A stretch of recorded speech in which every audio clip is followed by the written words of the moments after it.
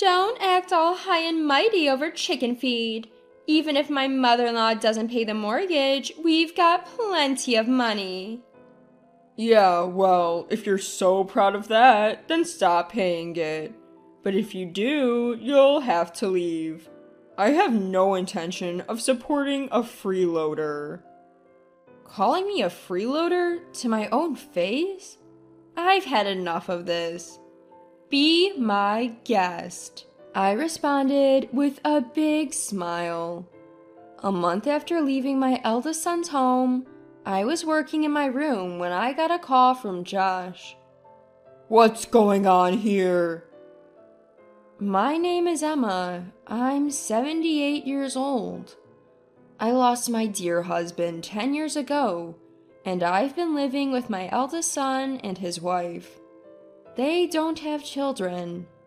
Maybe because of that, they tend to buy whatever they want, without checking the price. While my husband was alive, things were okay, but after he passed, their spending got out of hand, and they ignored me when I cautioned them. One day, they decided to renovate the house. The house is old, and I thought it might be good to fix the plumbing, so I didn't oppose it. But then they kept adding more and more changes, and before I knew it, they planned a full-scale renovation. They wanted separate bathrooms, kitchens, essentially making it a duplex. I didn't think all that was necessary. Since we moved in, I've never seen Ava cook in the kitchen, and I do all the cleaning, every room, toilet, and bathroom. Even with 2 kitchens, I'd still be the one making meals, and I can't imagine them cleaning the bathrooms or toilets themselves. I shared my thoughts, but Ava insisted they'd handle household chores if we separated. I wondered why go through all this trouble and expense, but once they get an idea, they don't listen. Since I also plan to live here for a long time, I didn't want to hear any regrets about what we should have or could have done, so I agreed to make it a duplex. Now I won't have to listen to mother-in-law nitpicking. Living with parents is really bothersome. This will be less stressful. Even though I was nearby, they happily had that conversation between themselves. Finally, our 2-family home was complete. It felt spacious, especially because it was just me and my 3 children, and my eldest son and his wife who have no kids. Ava, my daughter-in-law, had claimed she'd handle housework and cooking. A week passed and she hadn't lifted a finger. Come mealtime, they'd both stroll downstairs, practically demanding, "Where's the food?" She didn't bother cleaning either. While I was cleaning downstairs, she'd say, "While you're at it, clean upstairs too." During this time, Ava would be online shopping, and I could only assume more deliveries were on the way. Then Josh, my eldest son, chimed in. "Mom, I'll cover the living expenses. You handle the mortgage." The house was in Josh's name, and due to his numerous additions to the home, the mortgage was a whopping $300,000. I write for a living, but covering the mortgage would devour almost all my income. Still, I didn't protest, partly because I had some savings, and also because I lived here too. I've been paying the mortgage, so my eldest son and his wife, Josh and Ava, could start saving a bit. But they just don't get it. All the money Josh makes goes straight to shopping sprees, not a dime saved. Josh works for a reputable company, but when I caution him about his reckless spending, he talks down to me. "Chill out, Mom. Unlike you, I actually make good money. I have more than enough." Ava, on the other hand, is a stay-at-home wife, but she leaves all the housework to me. She doesn't even bother to bring in the laundry. Just the other day, she told me it was raining and that I should bring in the laundry. She didn't lift a finger to help. just went back to her room. When dinner gets delayed, all they say is, "Isn't dinner ready yet?"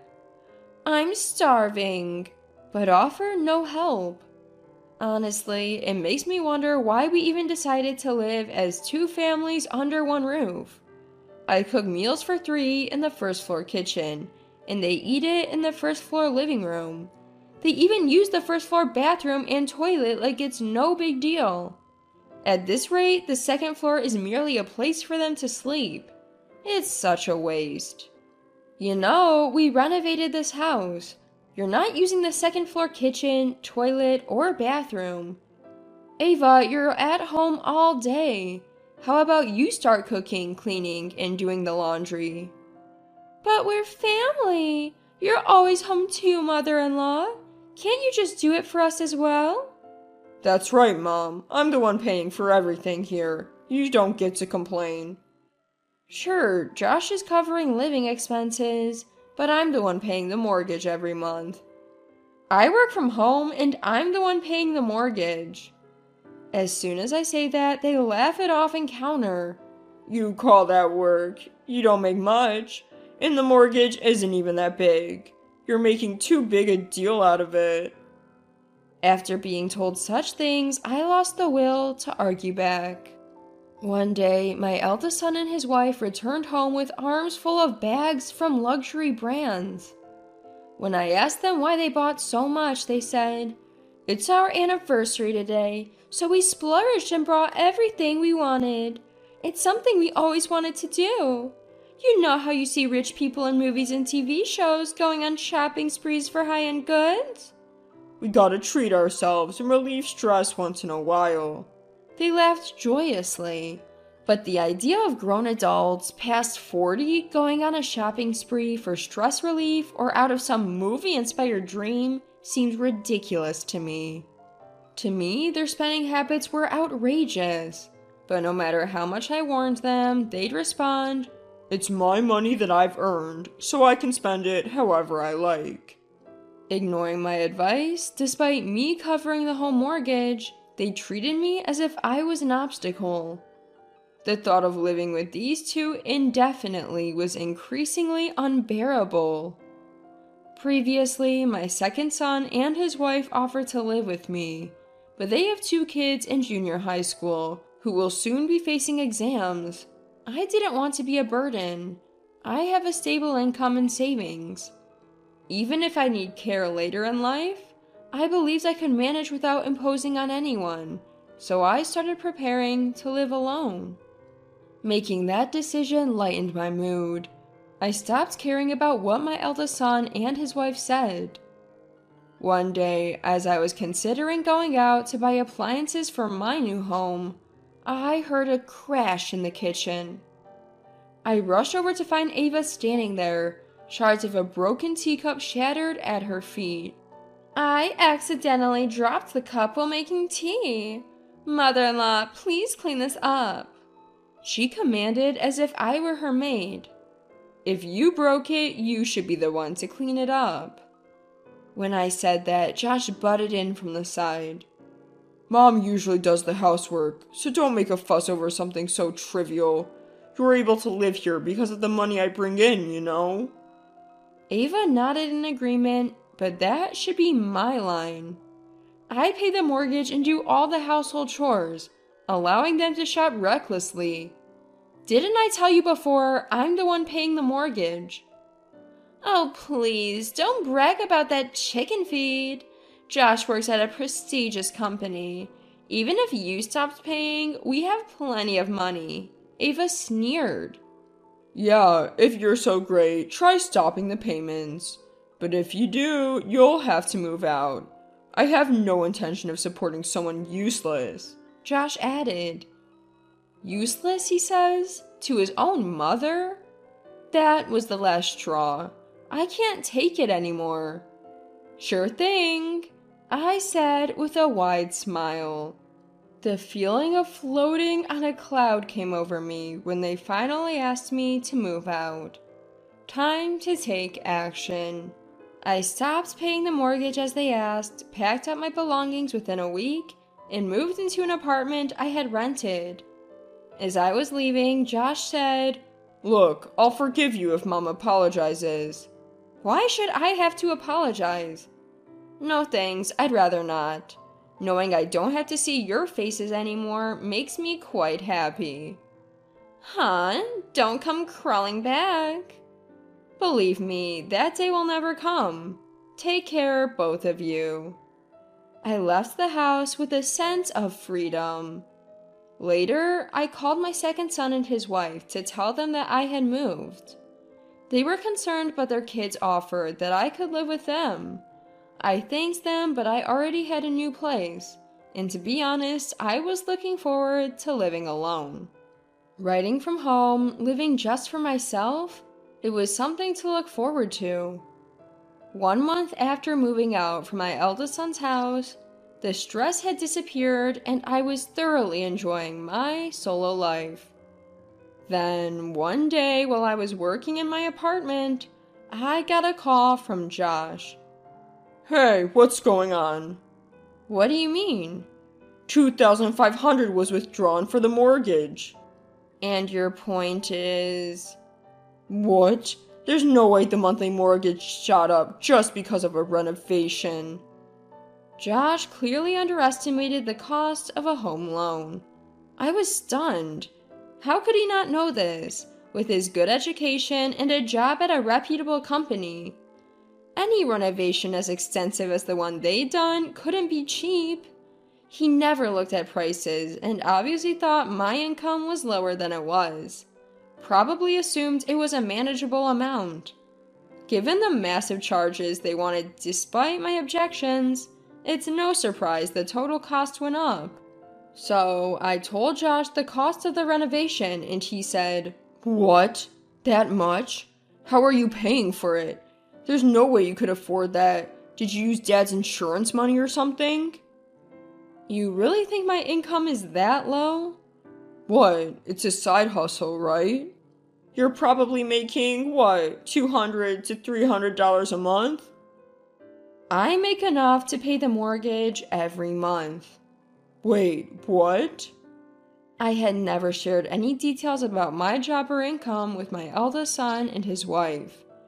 I assumed that if they knew, they'd expect me to cover all their living expenses and their frivolous spending would go through the roof. But I was surprised by the $200 to $300 a month estimation. "How can you pay the mortgage when it's that high and still cover living expenses?" "You work for a renowned company with a good salary, don't you? Why not stop spending recklessly and live frugally? You'd manage." "We have credit card payments too." "Just sell off everything you've bought. You recently bought a ton of high-end brands, didn't you? Sell them, live frugally, and start paying off your debt." "Why bring this up now? And you're acting so high and mighty. Why didn't you say anything sooner?" I wish these grown adults would quit their tantrums. It's my eldest son and his wife who've been spending recklessly, not listening to anyone.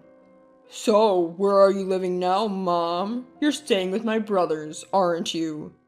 "No, actually. I've rented an apartment and am living there by myself." "You've prepared for this all along, haven't you? You knew we'd end up like this." "You're the ones who said, move out. You also said, stop paying the mortgage. Now you're blaming me?" At a loss for words, Josh finally said, "Let's live together again."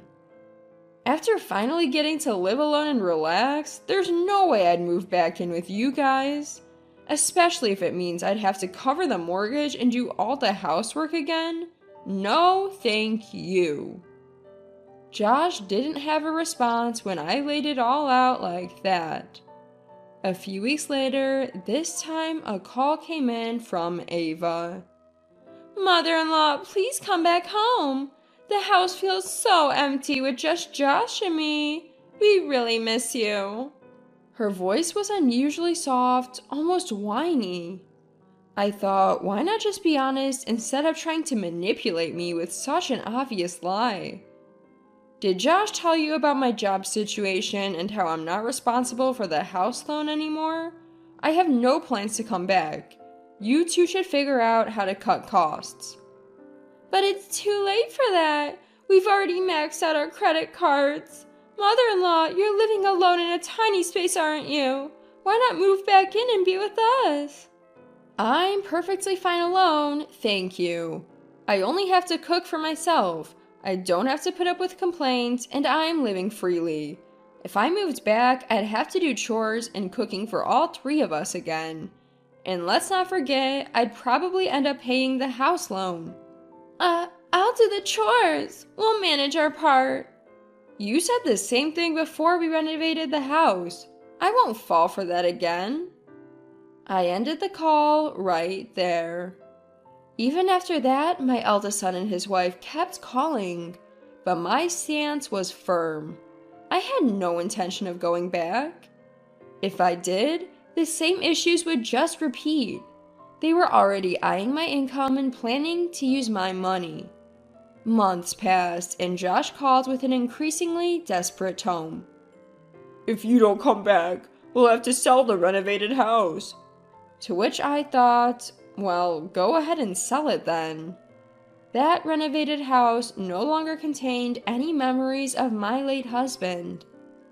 After I said, do as you wish, they eventually had to list the house because their debt kept piling up. I got an earful for not coming back, as if it was all my fault. However, they couldn't sell the house at their desired price. They had to significantly lower it to finally find a buyer. Even with the renovation, the house is pretty old and not in a great location, so it's not the kind of property that would sell high. After selling the house, it seems that my eldest son and his wife moved into a cramped apartment. Because they sold their previous home at a low price, they haven't finished paying off their mortgage yet. On top of that, they have credit card payments. Altogether, they have quite a bit of debt. You'd think they would both buckle down to pay off the debt little by little, but instead they argue every day, apparently all because of the debt. Their shared hobby used to be shopping to their heart's content, but now they can't afford to buy whatever they want without worrying about the cost. Despite that, they both have a shopping addiction and can't stop spending. They both shop in secret from each other, it seems. While each is okay with their own shopping sprees, they fight if the other one goes shopping. Josh argues that it's his hard-earned money, so it's only fair he gets to spend it. Ava counters by saying the money is not just Josh's, they're a married couple after all. Both are pushing for their own selfish needs. They're cut from the same cloth. Afterwards, Josh let his frustration at home spill over into work. He started yelling at his subordinates every day and ended up getting demoted. Ava still contacts me for help. When I ask what she does all day, it turns out she's not even trying to work. She's just lazing around at home. Usually, you'd think someone would try to work off their debt before asking for help. If you want my advice, it's this.